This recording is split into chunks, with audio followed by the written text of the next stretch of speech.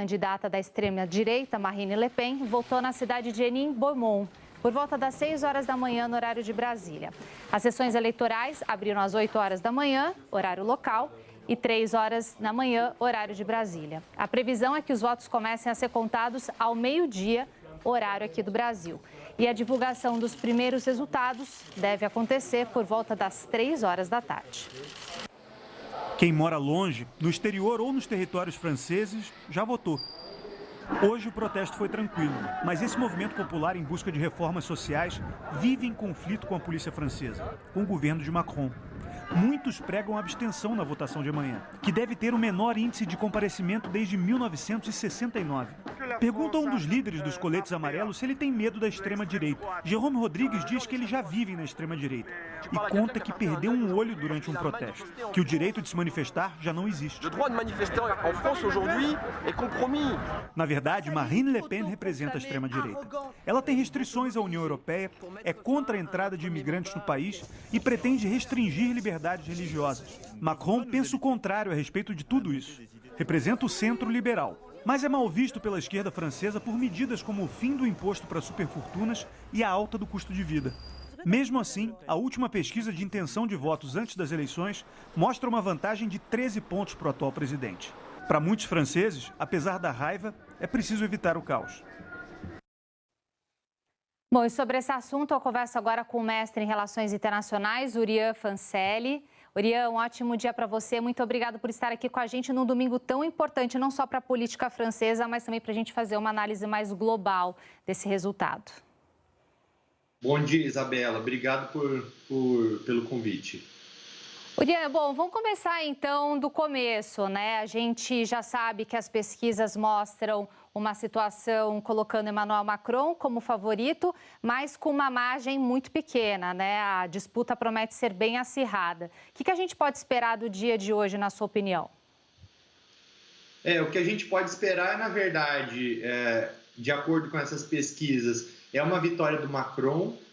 O The Economist, ele faz todos os anos uma previsão do resultado das eleições e o Macron ele tem 95% de chance de vencer, porém essa vitória seria com apenas 55% dos votos, que não é um número muito grande, né? Se a gente for pensar na democracia, a Marine Le Pen, que ela tem todas essas características populistas, até talvez um pouco antidemocrática, de afirmar que ela é a única que verdadeiramente representa o povo, né? Uma característica que a gente vê em populistas do mundo inteiro, é um número bastante apertado. Eu acredito que vai ser uma eleição que vai funcionar como se fosse um barômetro do populismo internacionalmente. Algumas semanas atrás a gente teve a reeleição do Viktor Orbán na Hungria, e eu acredito que essas eleições podem ditar quais serão os rumos que a Europa vai tomar nos próximos anos. Lembrando que a Marine Le Pen, historicamente, ela tem tido um discurso anti-União Europeia, ela até defendia o tal do Frexit, né, que é uma brincadeira que fizeram com a palavra Brexit, que foi a saída do Reino Unido da União Europeia, mas nos últimos anos, nos últimos meses, ela atenuou um pouco esse discurso como estratégia eleitoral, mas caso ela ganhasse, a gente não sabe exatamente se ela voltaria àquelas raízes que ela tinha de 2017, que ela defendia um euroceticismo, né, que é uma rejeição à União Europeia. Então, isso vai ser um divisor de águas para o bloco. Urian, enquanto a gente conversa, até para esclarecer para o nosso assinante, a gente está mostrando ao vivo as imagens do presidente Emmanuel Macron, ele que já entrou na sessão eleitoral. Daqui a pouquinho a gente mostra, então, o voto dele. Mas, enquanto ele não vota, vamos continuar a nossa conversa. Queria te ouvir também para a gente fazer um paralelo da França, que Emmanuel Macron e Marine Le Pen encontraram em 2017, quando eles disputaram o segundo turno das eleições presidenciais. Emmanuel Macron foi vencedor. E agora em 2020, porque a França e o mundo mudaram bastante. A França teve diversos episódios de protestos sociais, também passou por uma pandemia e, recentemente, a crise na Europa em relação à invasão da Ucrânia. O que você pode trazer de destaque para a gente do que vai ser mais desafiador para o ganhador a partir de agora com a França atual? O mais desafiador, eu acredito que seja a aproximação do povo sem recorrer a táticas populistas. A Marine Le Pen, ela é uma pessoa ela é filha do Jean-Marie Le Pen, que foi fundador do Front National, que é o partido que ele fundou e depois a filha acabou herdando dele. Ela é uma pessoa que cresceu em mansões ao redor de Paris, então tinha uma vida muito boa, muito confortável, e que ela tem tentado adotar um discurso de se aproximar do povo. Então, ela tem reclamado, por exemplo, bastante do aumento dos preços, do combustível, da comida na França.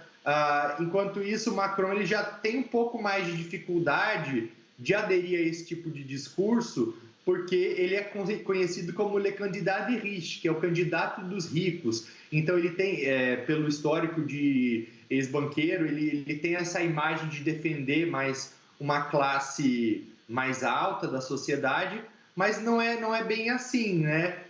Ele tem mudado um pouco o discurso dele para tentar atrair os mais jovens e também pessoas da esquerda, tem defendido bastante as pautas ambientais, fala em uma Europa mais verde. O grande desafio é em relação à aproximação com o povo, sem recorrer a táticas populistas, e mesmo assim é esperado que o Macron, que não tem essa aproximação tão grande, tem uma rejeição até relevante, que ele vença. Tá certo. Olha só, a gente então vê agora imagens ao vivo de Emmanuel Macron, ele que já entregou seus documentos para os mesários da sessão eleitoral, está acompanhado da esposa, já está com a célula de votação na mão e se prepara então para votar. Macron, antes de chegar até a sessão eleitoral, a gente mostrou agora há pouco, cumprimentou apoiadores, também beijou crianças, ele que vota na cidade francesa de Le Touquet, agora entrou de fato na cabine de votação, ele na do meio, a esposa do lado esquerdo do nosso vídeo, e agora vai votar Emmanuel Macron, que disputa o segundo turno pela segunda vez das eleições presidenciais com Marine Le Pen, e também, se conseguir se reeleger, vai ser um feito que a França não vê há muitos anos, se não me engano, até há mais de 2 décadas no país. Uriah, depois você me corrige se estiver errado quando a gente retomar a nossa conversa. Mas é uma realidade que a França encontra diferente esse ano, diferente de 2017. O presidente Emmanuel Macron, então, já saindo da cabine de votação, acompanhado da esposa, e agora deve se reunir com o partido, apoiadores, enfim, com a família, para esperar também o resultado.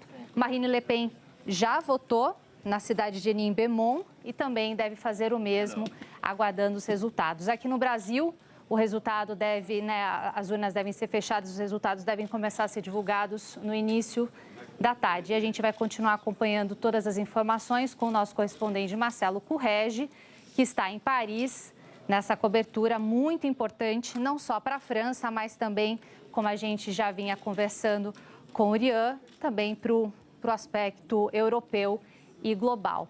Quero até pegar esse fio da nossa conversa, falando um pouco da questão da Marine Le Pen. Você citou outros países que já mostraram essa visão um pouco mais da extrema-direita, elegeram presidentes com esse perfil. Se Marine Le Pen for conseguir virar o que os resultados das pesquisas estão mostrando, o que isso pode impactar, de fato, a curto prazo para uma política francesa, na sua opinião?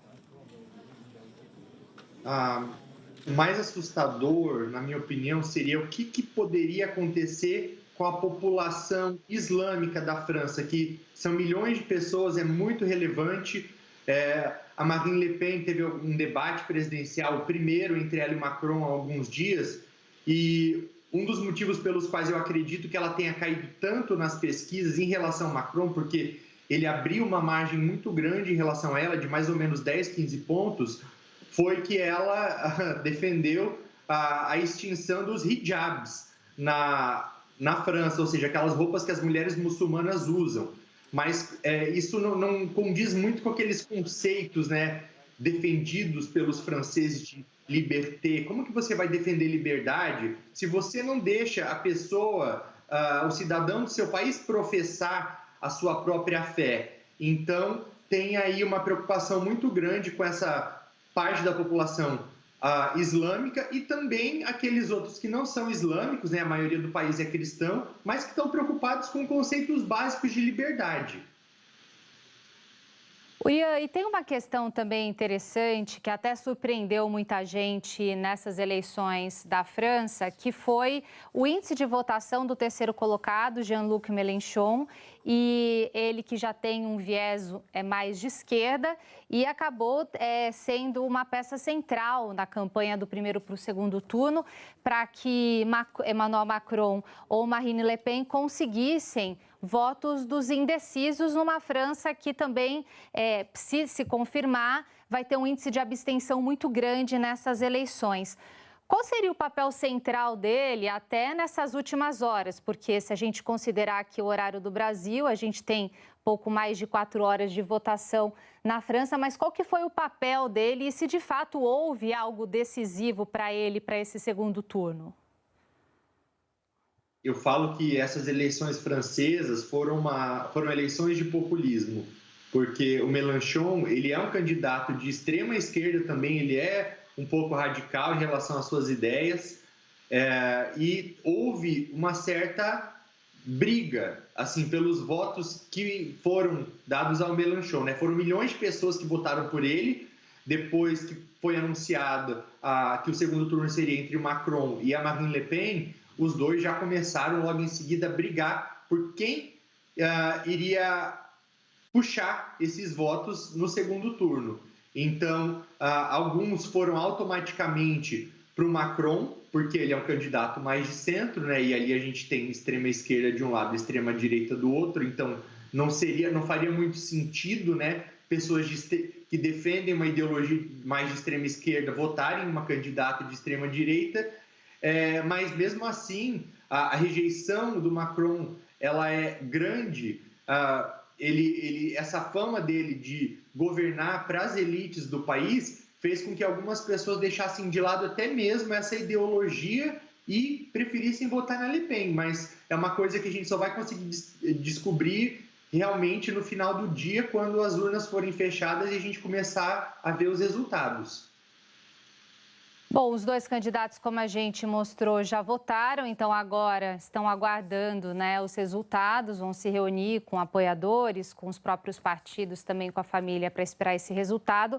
Mas fato é que numa reeleição de Emmanuel Macron ou de uma eleição de Marine Le Pen, um assunto central que eles vão enfrentar nos próximos meses é a questão Ucrânia versus Rússia. A invasão da Ucrânia completa hoje 2 meses. Emmanuel Macron até por alguns momentos tentou ser ali uma pessoa que pudesse intermediar, tentou e diversas vezes em reuniões trazer um discurso, um acordo, até se a gente pode dizer assim, para encerrar a guerra.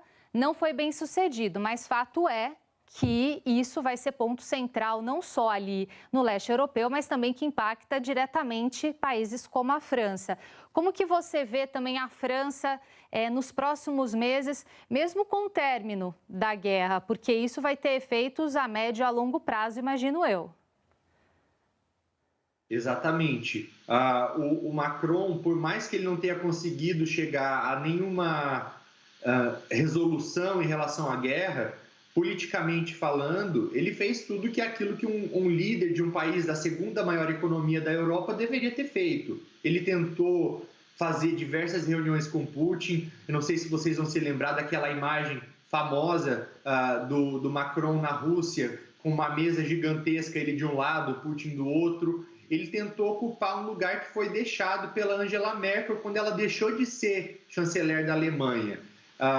Enquanto isso, a Marine Le Pen, ela historicamente foi mais alinhada ao Vladimir Putin. Inclusive, até alguns dias atrás, o partido dela tinha feito mais de 1 milhão de panfletos mostrando, né, a história do partido, dela. Inclusive, eles foram tirados de circulação porque constava uma foto da Marine Le Pen visitando a Rússia, ou seja, era uma foto dela com o Putin que foi tirada em 2017. Então, ela tentou um pouco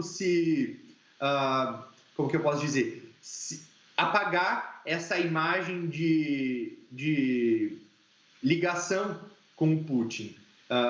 O ponto fraco da Marine Le Pen está na política externa.